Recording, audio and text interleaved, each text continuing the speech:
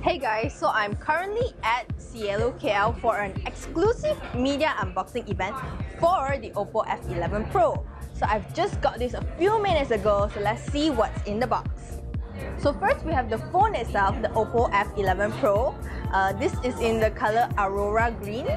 Next we have this box to keep the SIM ejector and also a case for the F11 Pro. And what is this? Oh, just some paperwork. Inside the box, you'll also find a micro USB cable, an earphone, and the charging brick. So the OPPO F11 Pro has a 6.5-inch panoramic display, and it's actually a legit full display because it has no notch at all, thanks to the rising camera up here, which I will show you later.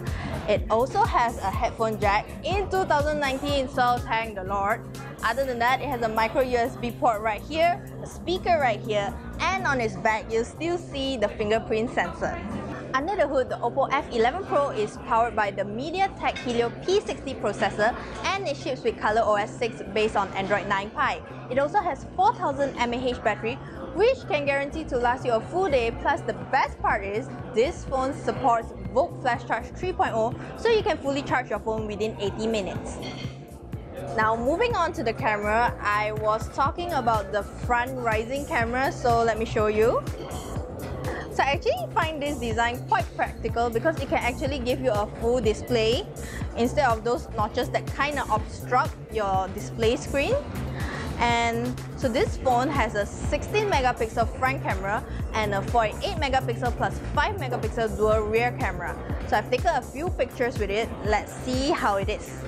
The selfies I've taken with the front camera is actually doing quite well even in low light situation, which is what the company is promoting about the phone. It looks even better with AI on because your skin naturally gets smoother and brighter, and the details are actually captured pretty well even though it's in a low light situation.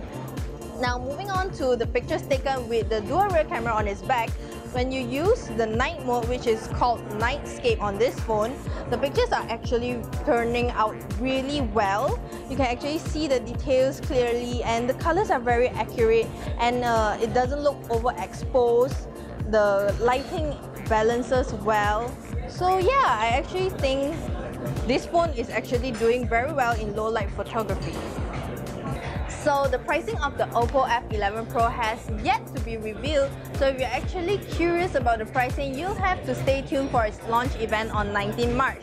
That's it for my hands-on video today. Remember to subscribe to our channel KLGadgetTV, and I'll see you in the next video. Bye bye!